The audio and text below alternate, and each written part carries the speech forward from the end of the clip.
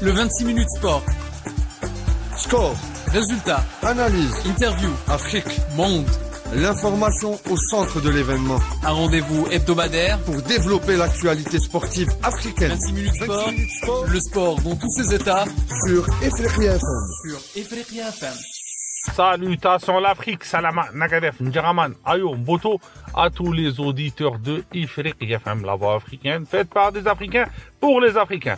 Mes sœurs et frères, vous êtes les bienvenus dans Ifriqiya Sport. Cette semaine, une fois pas coutume, nous allons revenir sur le moment clé des qualifications africaines pour la Coupe du Monde 2026 qui se tiendra aux États-Unis, au Mexique et au Canada.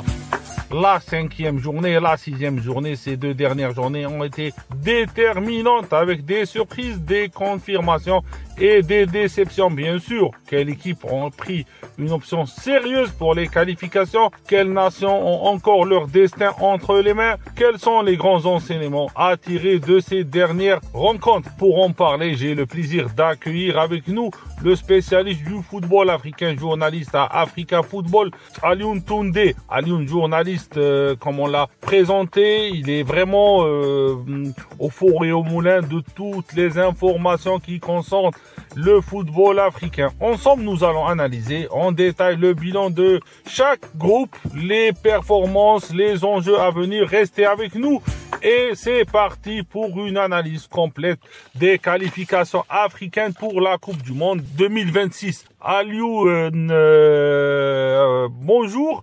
Quel bilan qu'on tire sur ces deux dernières journées des qualifications à la Coupe du Monde 2026, comme on l'a dit, qui se tiendra aux États-Unis, au Canada et au Mexique? Bonjour Walid, bonjour à tous. Un grand plaisir de vous retrouver sur cette belle émission sportive.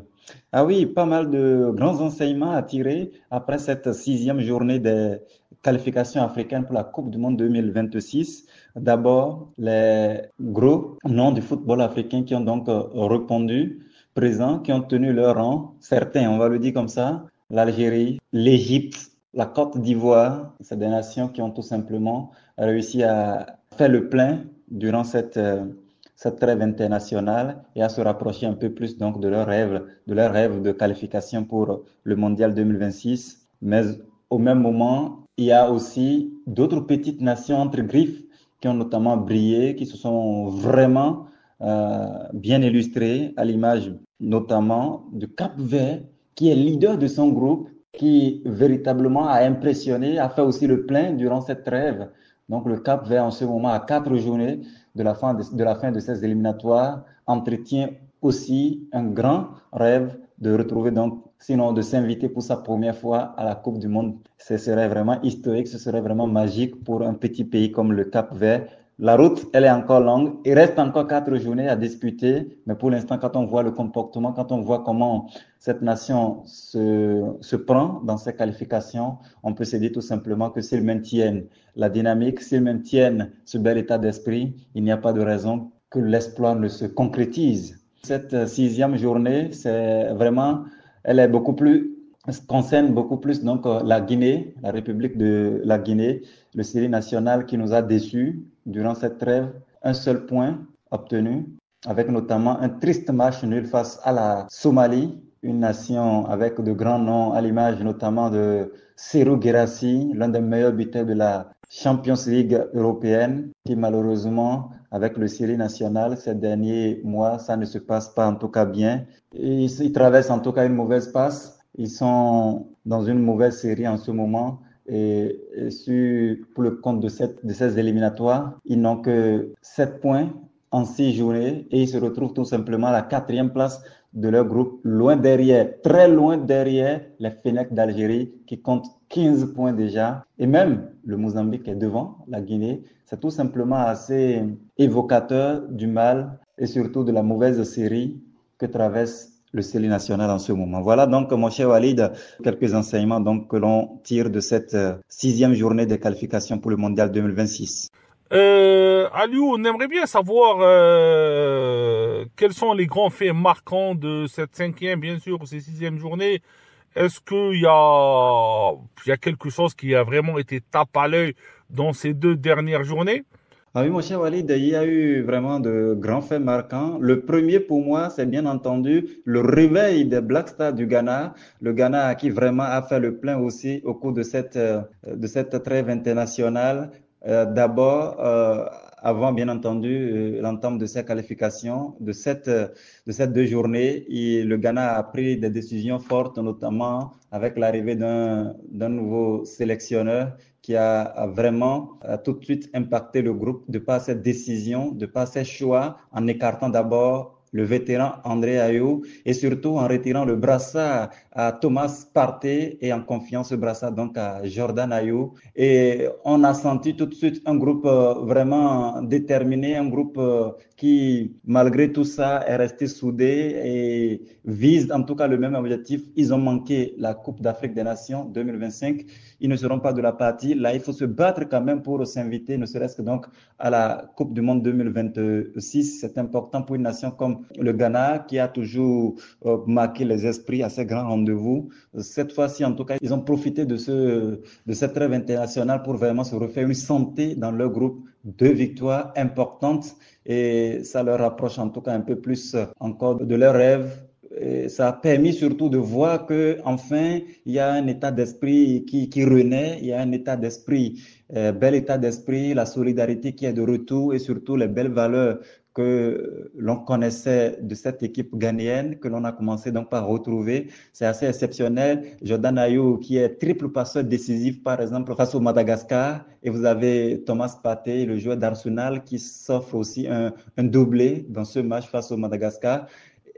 Mohamed Kudus, l'autre cadre du groupe. Donc tous les cadres se sont bien comportés. Tous les cadres ont montré tout simplement que oui, enfin, il faut désormais se battre pour relever le Ghana. Le Ghana ne mérite pas de disparaître de la carte, en tout cas du football international. On a manqué la CAN 2025. Cette fois-ci, il faut se battre quand même pour décrocher une place donc pour le prochain mondial. Pour l'instant, ils sont sur le bon chemin, on va le dire comme ça. Donc, je pense que c'est assez impressionnant. L'autre fait marquant pour moi aussi, c'est bien entendu la belle attitude tout simplement du Cap-Vert. Je l'ai dit, ils ont montré aussi de superbes choses durant cette trêve internationale, avec notamment Rocha Livramento qui a aussi inscrit un doublé en déplacement donc du côté de l'Angola pour permettre au Cap-Vert aussi de continuer en tout cas par bien se comporter, de continuer surtout par entretenir son grand rêve, celui tout simplement de participer à sa première Coupe du Monde. Ce serait historique tout simplement.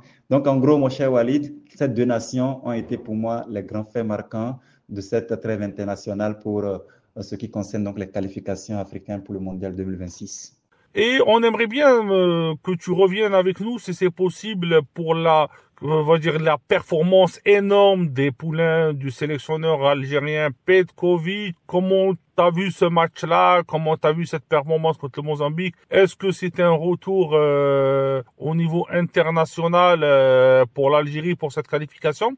Oui, mon cher Walid, l'Algérie a été vraiment impressionnante avec une large victoire contre surtout le Mozambique et on a pu voir notamment une équipe qui a affiché de belles choses, une équipe qui s'est bien comportée aussi, avec des joueurs vraiment qui montrent de l'envie et des joueurs qui affichent une certaine haine, cette force qui anime souvent la Fennec dans ces grands rendez-vous. L'Algérie a besoin aussi d'être de la partie. L'Algérie a envie de renouer avec la Coupe du Monde. On sait qu'ils avaient manqué de peu celle de 2022. Donc maintenant, il faut tout faire quand même pour repartir. Et on sent qu'avec le nouveau sélectionneur Petkovic, il y a aussi un certain travail qui se fait pour retrouver la cohésion qui manquait à cette équipe, pour retrouver toutes les belles valeurs qui ont symbolisé le grand groupe que l'on a connu il y a quelques années en arrière. Et là aussi, il y a certains joueurs aussi qui sont en train d'émerger, qui sont en train de s'afficher et qui sont peut-être aussi en train de prendre leur marque dans cette sélection, à l'image notamment de Amoura. On a vu également Ouri et tout. C'est des joueurs vraiment qui peuvent aussi apporter. On sent une équipe d'Algérie qui se montre de plus en plus intéressante, qui se montre de plus en plus déterminée. Et elle est bien partie, en tout cas, dans cette qualification. Peut-on dire qu'elle est presque déjà qualifiée? J'ai envie déjà de me mouiller pour dire oui, s'ils maintiennent la dynamique, si au cours des 4 prochaines journées, il ne déraille pas, il ne lève pas le pied, qu'il reste toujours aussi soudé, il reste toujours aussi discipliné, il reste toujours aussi ambitieux. Je pense que l'Algérie, elle est bien partie pour décrocher donc son billet pour ce mondial nord-américain prévu donc en 2026. Il y a une grosse nation africaine, Aliou, que t'as pas parlé d'elle, c'est plus l'Égypte, l'équipe qui a gagné un nombre fabuleux de Coupes d'Afrique. Comment tu vois cette sélection des pharaons? Oui, l'Égypte aussi, elle est bien déterminée, elle est bien engagée dans ses éliminatoires. On se comporte bien, pas de bruit, mais beaucoup de travail, beaucoup de sérieux, beaucoup d'engagement, surtout sur le terrain. On le sent aussi depuis quand même l'arrivée de la légende Osama Hassan, qui est à la tête de cette équipe et qui fait un travail assez exceptionnel, avec surtout des joueurs, pas que des individualités, mais des joueurs qui se complètent, un groupe dont la force réside beaucoup plus dans son collectif, même s'il y a forcément des noms qui se dégagent parfois, tout comme Mohamed Salah, qui est vraiment la grande star du football africain en ce moment. Et puis vous avez également quand même le jeune Zizo, qui a été aussi impressionnant, notamment lors du dernier match. C'est lui qui fait gagner l'équipe, même si c'était difficilement, l'équipe s'en est sortie. Mais c'est lui qui inscrit le but. Donc, un peu pour dire que, ouais, au-delà de Mohamed Salah, au-delà de l'autre attaquant Citizen, il y a aussi d'autres joueurs, notamment dans ce groupe égyptien, qui peut quand même aider. Il y a des joueurs qui peuvent apporter, il y a des joueurs qui peuvent surtout faire briller les pharaons durant cette campagne. Et je pense quand même qu'ils sont aussi leaders de leur groupe.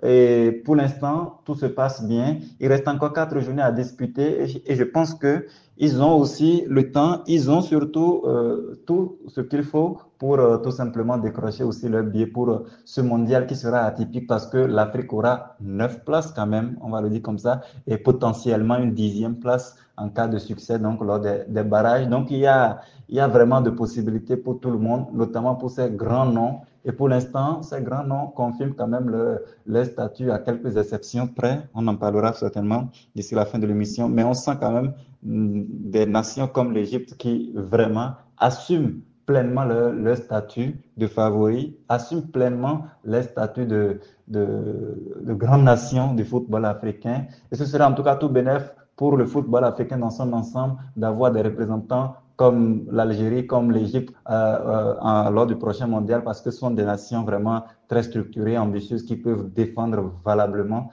les couleurs donc, du continent africain. Il y a eu aussi, pour moi et pour tous les spécialistes, pour tous les gens qui suivent cette journée, ces 2 dernières journées, excuse-moi, la déception surtout du Nigeria. On a vu que les élèves du Nigeria, drivés par le Malien Eric Shell, n'ont pas su saisir leur chance malgré une armada de joueurs internationaux qui jouent dans les plus grands championnats. Oui, je pense que le Nigeria fait forcément partie des déceptions, en tout cas, de cette trêve internationale. On a certes engrangé 4 points sur 6, mais quand vous faites accrocher à domicile devant un monde impressionnant, dans un stade vraiment plein à craquer où il y avait les Nigériens qui ont fait le déplacement pour vous pousser, pour vous accompagner. Mais sur l'ère de jeu, à un moment donné, on sentait des joueurs qui levaient le pied, qui en faisaient peut-être beaucoup trop. Et quand on en fait trop, parfois ça ne donne pas. Le Nigeria fait partie de ces rares pays africains aujourd'hui qui disposent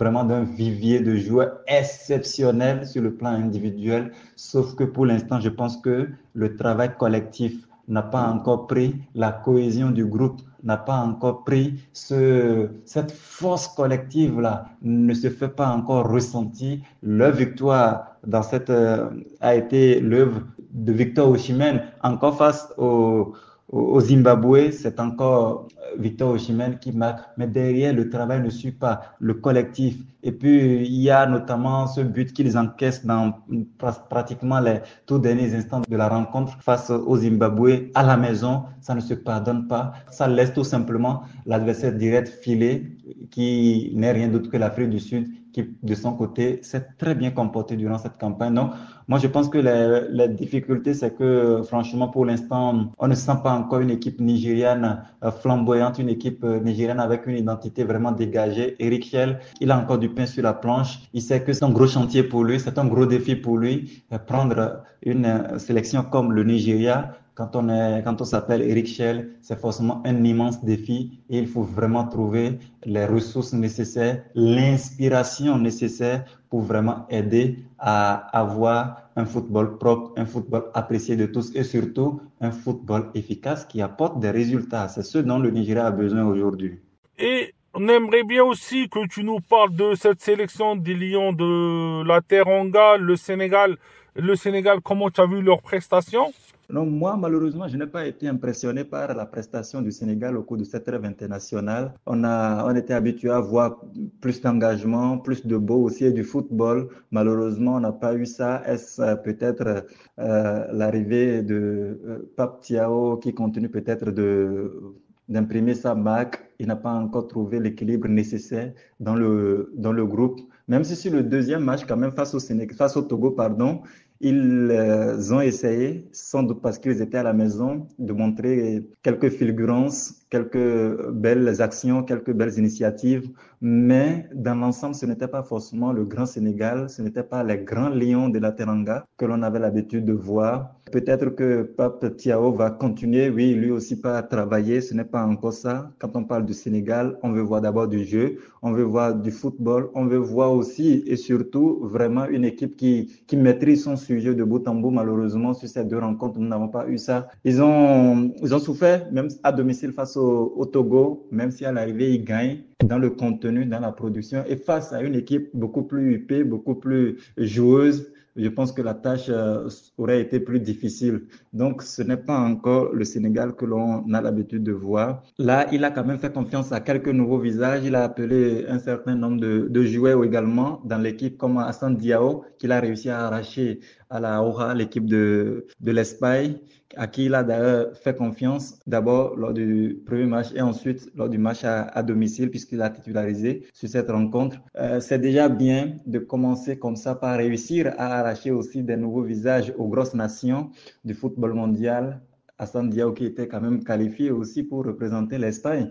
Mais là, le Sénégal réussit comme ça à l'avoir dans son effectif, c'est déjà bien. Mais le gros défi, le défi le plus immense serait tout simplement donc de réussir à vraiment à fondre ces nouveaux visages dans le groupe qui était là, dans le noyau qui existait. Les Pape Matassa, les Sadio Mané sont là. Il faut maintenant trouver l'équilibre pour vraiment insérer et intégrer assez facilement ces nouveaux visages pour que la mayonnaise puisse rapidement prendre. Le Sénégal, oui, ils sont pour l'instant vraiment au coude à coude, notamment avec la RDC dans leur groupe. C'est pour leur dire tout simplement que ce ne sera pas facile. Les Léopards sont déterminés, ils sont vraiment engagés. C'est une équipe quand même qui a été demi-finaliste de la dernière Coupe d'Afrique des Nations. Donc c'est pour dire que le Congo va jouer également crânement sa chance dans cette poule. Et c'est au Sénégal, donc de tout simplement élever le niveau, de tout simplement rehausser vraiment son image et sa façon de jouer sur le terrain parce que face à une équipe comme la RDC, ce sera d'ailleurs le classique et le match aller a eu lieu déjà au Sénégal. Le match retour aura lieu à Kinshasa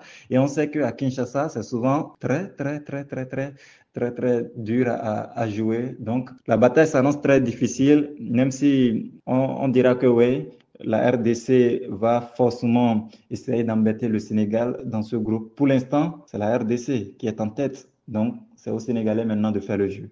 À Lyon, on parle de l'Afrique du Sud, une histoire ils vont perdre leurs points à cause de l'alignement d'un joueur qui a été suspendu. Est-ce que tu peux éclaircir les auditeurs et moi-même sur cette histoire? Oui, l'Afrique du Sud pourrait perdre des points parce qu'on parle notamment de ce joueur Mokéana qui a été aligné notamment lors du match face au Lesotho, alors qu'il avait déjà écopé d'un carton jaune face au Bénin et face au Zimbabwe. Maintenant, que disent concrètement les tests, que disent concrètement les règles? De toutes les façons, c'est un dossier qui va forcément faire couler beaucoup d'encre. Si l'Afrique du Sud est en ce moment leader de son groupe avec une marge impressionnante. Là, si on le retire encore 3 points, il sera toujours leader, même si forcément, là, ça réduit quand même les cas. Et ce sera là la grosse conséquence parce que on sait qu'il y a un grand classique qui attend l'Afrique du Sud face au Nigeria. On sait aussi qu'il y a bien d'autres matchs encore à disputer. Il y en a 4 au total à disputer pour cette campagne éliminatoire. Donc, si jamais l'Afrique du Sud perd ces 3 points sur tapis vert, ça va vraiment relancer encore les chances dans ce groupe parce que ça va revenir donc à pratiquement 2 points d'avance au niveau du classement. Et là, ça va être vraiment très ouvert encore. Donc, c'est un dossier qu'on va suivre assez attentivement pour voir ce qu'il en est concrètement et ce qui sera décidé par les instances donc, de la Confédération africaine de football, même si quand même, quoi qu'on dise, sur cette trêve internationale, dans ce groupe C, s'il y a une équipe qui a montré plus d'envie et de détermination, c'est bien sûr l'Afrique du Sud. Elle a mérité amplement ces 6 points sur 6 lors de cette trêve internationale, même si on se dit que ce sera vraiment un sacré coup dur de les voir perdre 3 points sur tapis vert. Hugo Broos, le sélectionneur donc de cette équipe de l'Afrique du Sud, n'a pas voulu aborder le sujet en conférence de presse d'après-match face au Guépard du Bénin, du côté d'Abidjan. Il a tout simplement botté de la main la question, mais il sait que c'est quand même quelque chose de sérieux. Si jamais ça insiste, si jamais la plainte prospère, attention, ça pourrait complètement rabattre les 4 dans ce groupe. Aliou, on aimerait bien aussi savoir quels sont les points faibles des grosses nations africaines dans cette journée. Qu'est-ce que tu as vu comme point faible des grosses nations africaines dans cette journée? Oui, les points faibles, notamment des grosses nations africaines en ce moment, moi je pense que c'est peut-être au niveau de la cohésion où ça ne rassure pas encore. On a vu le Sénégal, on a vu également la Côte d'Ivoire, on a vu surtout les Lions indomptables du Cameroun. Vraiment, la cohésion n'est pas encore au rendez-vous. Et quand on aspire à aller disputer un mondial, il faut vraiment travailler sur ces petits détails-là, la cohésion et après la concentration du début jusqu'à la fin. Les grosses nations ont été vraiment beaucoup bousculées par entre griffes les petites nations au cours de cette trêve internationale. Et on est quand même en train de jouer les qualifications d'une Coupe du Monde. Et quand vous avez ce statut de grande nation, ce statut de grand pays de football africain, quand vous avez cette casquette-là, vous devez quand même pouvoir vraiment être en mesure notamment d'être concentré, d'afficher une certaine régularité et surtout une certaine concentration du début jusqu'à la fin d'une rencontre de football. C'est important parce que pendant la phase finale de la Coupe du Monde, ce sont des détails sur lesquels nous pêchons souvent, ce sont les détails sur lesquels les pays africains pêchent souvent et ça paye cash parce que les autres nations européennes et sud-américaines en profitent. Quand on n'est pas concentré du début jusqu'à la fin, on se fait piéger à un moment donné de la rencontre et ça paye cash. Quand la cohésion n'est pas au rendez-vous, il y a beaucoup de ratés, il y a beaucoup d'instabilité au niveau du plan tactique et même technique et ça fait que parfois ça ne nous permet pas aussi de rester vraiment constant dans les performances.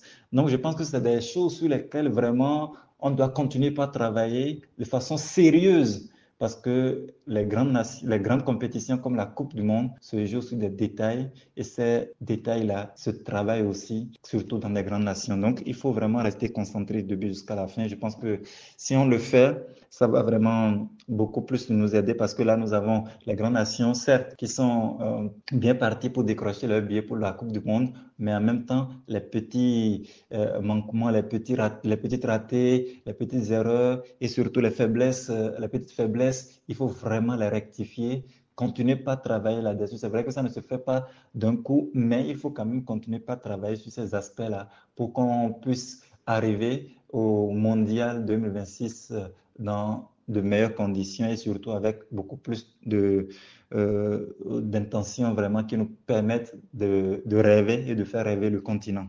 Est-ce que tu veux rajouter quelque chose ou conclure par quelque chose? Non, pour conclure, mon cher Walid, merci déjà une fois encore pour cette invitation, surtout pour l'intérêt et tout ce que l'on fait autour du football africain.